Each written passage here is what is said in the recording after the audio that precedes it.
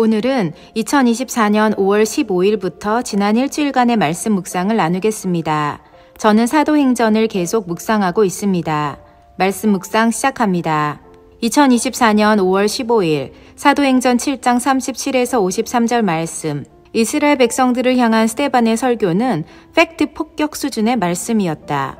당시 이스라엘 백성들뿐만 아니라 그들의 조상 대대로 하나님의 뜻을 거스르며 살아왔던 과거를 하나하나 짚어내고 있기 때문이고, 대놓고 목이 곧은 마음과 귀에 할례를 받지 못한 사람들아, 너희도 너희 조상과 같이 항상 성령을 거스르는 도다 라고 지적하고 있기 때문이다. 오랜 시간 전에 내려오는 구습이나 전통은 너무나 자연스럽게 우리의 생각과 말과 행동에 스며들어 있다. 자연스럽게 자동적으로 말이다. 좋은 것일 수도 있고 나쁜 것일 수도 있으며, 신앙적으로는 예수님을 믿는 믿음의 전통일 수도 있고 믿지 않는 불신앙의 흐름일 수도 있다. 하지만 그 흐름을 거스르며 정반대의 것을 선택하는 것은 여간 어려운 일이 아님을 이스라엘 백성들을 통해 볼 수 있는 것 같다. 나는 불신 가정에서 태어나고 자랐다. 그리고 우리 조상들 중 누구도 예수님을 믿는 사람이 없을 정도의 복음의 불모지에서 나의 신앙을 키워왔다. 이것이 얼마나 어려운 일이고 또 얼마나 놀라운 하나님의 은혜인지를 깨닫게 된다. 나 역시도 목이 곧고 마음과 귀에 할례를 받지 못한 사람, 또 천사가 전한 율법을 받지도 지키지도 않는 사람이 될 수도 있었을 텐데, 나를 은혜로 구원하사 주님을 사랑할 수 있는 기회를 주신 하나님을 찬양하고 감사드리게 된다. 2024년 5월 16일 사도행전 7장 54에서 8장 8절 말씀.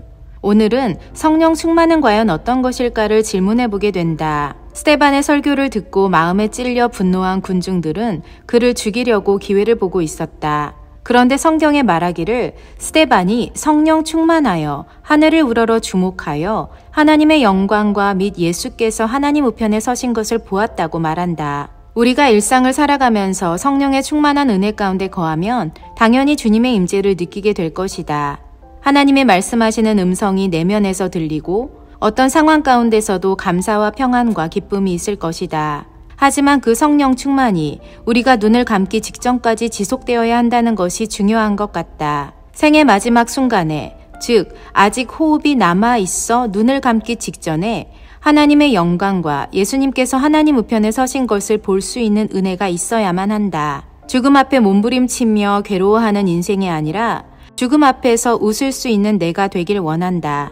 성령 충만하게 죽음을 맞이하는 나와 남편과 엄마와 동생이 되기를 기도한다. 2024년 5월 17일 사도행전 8장 9에서 25절 말씀. 마술을 행하며 사람들의 평판을 얻어왔던 시몬이 빌립이 행하는 표적과 능력을 보며 놀랐고, 그래서였는지 시몬도 믿고 세례를 받았다. 하지만 베드로와 요한이 안수했을 때 성령을 받는 사람들의 모습을 보며 돈으로 그 능력을 사려고 했다. 그런 시몬을 보며 베드로는 정확하게 그가 어떤 사람이고 그의 마음에 가득한 것이 무엇인지를 분간해낼 수 있는 영분별을 했다. 말하기를 내가 하나님의 선물을 돈을 주고 살 줄로 생각하였으니 내 은과 함께 망할지어다. 하나님 앞에서 내 마음이 바르지 못하니 이 도에는 내가 관계도 없고 분깃될 것도 없느니라. 내가 보니 너는 악독이 가득하여 불의에 매인 바 되었도다. 교회를 다니는 사람들도 혹은 예수님을 믿겠노라고 교회에 새로 나와 등록하는 사람들도 많고, 어쩌면 이들 모두의 마음도 시몬처럼 하나님의 능력을 보고 놀라 믿고 싶은 사람일 수도 있다. 믿기도 하고 세례를 받고 열심히 봉사하며 교회 생활을 할 수도 있다.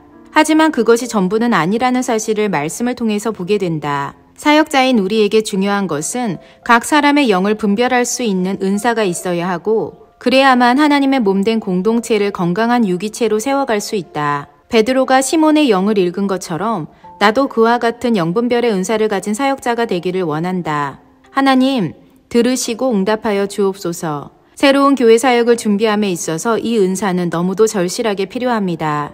조급하게 사람을 세워나가지 않게 하시고 하나님의 마음으로 영혼들을 살필 수 있도록 축복하여 주옵소서. 아멘. 2024년 5월 18일 사도행전 8장 26에서 40절 말씀. 빌립과 에디오피아 내시가 만나는 장면에서 오늘 처음 궁금한 게 생겼다. 빌립과 에디오피아 내시는 어떤 언어로 서로 대화했을까? 였다. 두 사람의 대화에 통역이 함께했던 것도 아닐 텐데 말이다. 아마도 당시의 에디오피아 언어와 히브리어와 헬라어가 비슷한 어떤 형태가 아니었을까 싶다. 에디오피아가 아프리카 최초의 기독교 국가라고 하니 충분히 언어가 비슷했다는 것을 가정해 볼 수도 있고, 또 한 가지 신기했던 것은 어떻게 이 내시가 이사야를 읽고 있었는지이다. 이미 그는 빌립을 만나기 전에 구약을 읽고 있었으니 하나님의 말씀이 에디오피아에 이미 전해지고 기록으로 전수되고 있음을 보게 된다.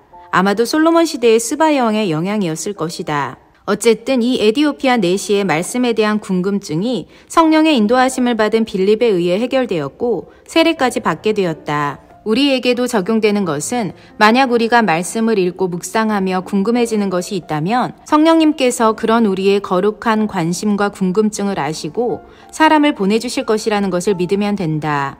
주님의 영이 우리를 이끄시고 인도하사 올바른 성경 이해로 이끌어가 주실 것이다. 우리의 말씀에 대한 고민이 있어야만 성령의 가르침이 있다는 사실 또한 기억해야 하겠다. 2024년 5월 19일 사도행전 9장 1에서 19절 말씀. 사울이란 인물이 예수님을 극적으로 만나 바울로서의 생을 살아가게 되는 시작점이 오늘 이곳 다메섹 도상에서 있었다. 그는 예수님을 믿는 사람들을 박해하는 사람에서 예수님을 위해 목숨을 바치는 사람으로 변화되어 기독교 역사상 위대한 일을 행했지만 그가 하나님의 택함받는 그릇이 되었다는 영광스러움과 함께 고난도 받았음을 기억해야 한다. 하나님께서 우리를 택하사 사용하신다면 거기에는 고난도 따르기에 특별히 어려워하지 말자. 예수님을 믿음으로 인해 받는 축복도 그렇기 때문에 거쳐왔던 고난과 핍박의 과정도 다 우리의 인생임을 기억하자. 생각하면 아찔하고 힘들었던 시간들은 하나님의 그릇이 되기 위한 과정임을 알기에 오히려 감사하는 마음을 가져야 하는 것 같다. 지금껏도 그래왔고 앞으로도 그럴 것이다. 2024년 5월 20일 사도행전 9장 19에서 31절 말씀. 회심한 바울이 제자들과 어울리려고도 하고 복음을 전하려고도 했지만 그 과정에서 수많은 사람들의 의심의 눈빛과 박해가 있었다. 말 그대로 우여곡절이 많은 시간들이었지만 그 시간들이 지나고 난 후에는 온 유대와 갈릴리와 사마리아 교회가 평안하여 든든히 서가고 주를 경외함과 성령의 위로로 진행하여 수가 많아졌다. 다시 말해 시끌벅적 복잡한 시절이 있었지만 그 같은 몸살을 앓고 난 후 교회는 더욱 든든해졌다. 교회가 힘을 얻었고 성령의 위로하심이 있었으며 숫자적으로도 성장했다. 이 말씀으로 나 역시 위로와 격려를 받고 소망을 얻는다. 복음이 온전히 전해지는 과정은 순탄한 것만은 아니다. 갈등도 있고 오해도 있지만 그 과정을 거쳐 평화가 찾아오고 부흥이 일어난다. 새로운 믿음의 공동체를 세워가는 과정 가운데 이 같은 하나님의 역사가 있을 줄 믿고 감사하련다. 아멘. 2024년 5월 21일 사도행전 9장 32에서 43절 말씀. 요빠에 살던 다비다 즉 도르가가 죽었다. 그녀는 선행과 구제하는 일을 많이 했었기에 그녀가 병들어 죽은 것을 안타까워하는 수많은 사람들이 있었다. 인상적인 것은 그녀의 죽음을 슬퍼하며 그녀가 다시 살아나기를 바라며 베드로를 불러 청했다는 것과 그녀의 시체 옆에서 그녀가 살아생전에 만들어준 속옷과 겉옷을 붙잡고 울고 있는 사람들이 있었다는 사실이다. 도르가의 삶이 어떠했을지 짐작하고도 남는다. 그녀의 사람들을 향한 사랑과 선행과 돌봄과 구제가 어떠했을지 보지 않아도 알 것 같다. 과연 우리의 선행과 구제와 돌봄과 사랑은 어느 수준에 있을까? 과연 우리의 죽음 앞에서 사람들의 모습은 어떨까? 우리의 삶과 죽음이 사람들의 기억 속에 의미 있는 기억으로 남았으면 좋겠다. 옷이 없는 사람들에게 옷을 주고 배고픈 사람들의 배를 채워주며 사랑과 돌봄이 필요한 사람들에게 충분한 사랑을 채워주는 사람, 그리하여 사람들의 구멍난 가슴이 메워지는 은혜를 베푸는 사람, 그런 사람이 되길 원한다.